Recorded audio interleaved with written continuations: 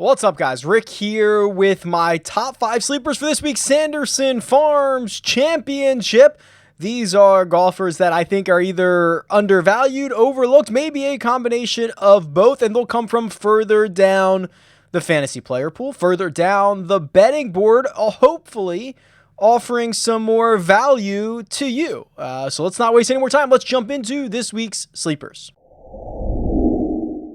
Let's start with Patrick Rodgers, who is $8,200 on DraftKings, and he's 70-1 to win this golf tournament. He's someone we've been following through this fall portion of the PGA Tour schedule because he continues to put his name near or at the top of these leaderboards. I mean, you're talking about a 19th at the Barracuda. You're talking about an 11th place finish last week in Punta Cana, and he is just the rare type of golfer that usually has success at some of these more average courses on the PGA Tour. Those are guys that can hit their driver well, they can hit it well off the tee, and they can putt well. Now, we've heard Brandt Snedeker, we've heard a couple of players kind of allude to the Sanderson Farms turning into a putting contest. So if you have that rare combination of hitting it long, hitting it relatively straight, being able to roll the rock a little bit, you put yourself in a lot of good positions at these types of courses, and Patrick Rodgers has done just that.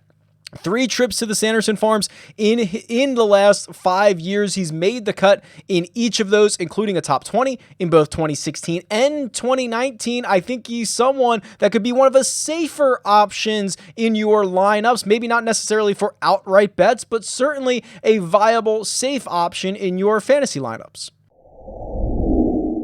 Sepp Straka is $7,700 on DraftKings, and he's 85-1 to win this golf tournament. And it might be a name that you're familiar with. I mean, he's a classic feast or famine type golfer. He pops quite often. In fact, he's coming off a T14 at the Safeway Open. He had a T18 back at the 3M Open and 2 more top 15 finishes at both the Workday Charity Open and the Rocket Mortgage Classic. But what I really like about Sepp Straka is that he feasts on these par 72 setups, the two extra par 5s. That's the type of layout we're going to get in Jackson this week, and I've got the numbers to back it up. Sepp Straka has gained 0.96 strokes per round on par 72 courses since the start of 2018. It's the 3rd most in this field, tied with Scotty Scheffler and Ben An, behind that of only Sung Jae Im and Henrik Stenson. So he is in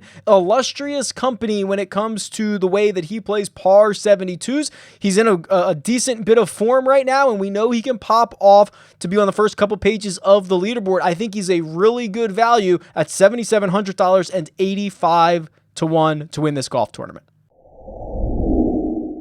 Cameron Davis is 66-1 to win the golf tournament. He is also $8,100 on DraftKings, and I could argue he is a few $100 cheaper than he actually should be. I look at how he's playing right now in both terms of how he's playing against his peers and also kind of how he's doing it. So I ran the numbers on RickRunGood.com, and there are actually only 2 golfers since the tour's restart to be gaining at least 1 stroke per round. That's a huge number. There's 2 golfers who are doing that, gaining the 1 stroke, and also gaining in all 4 categories. It's Cam Davis and it's Sam Burns. I mean, Sam Burns is 28-1. He's much more expensive on DraftKings, and Cameron Davis is in a very similar ballpark as Sam Burns is right now. So you look at that and you say, this is a guy who's not only playing well, but he's not relying on only one facet of his game to get by. He's doing it in an all-around complete fashion.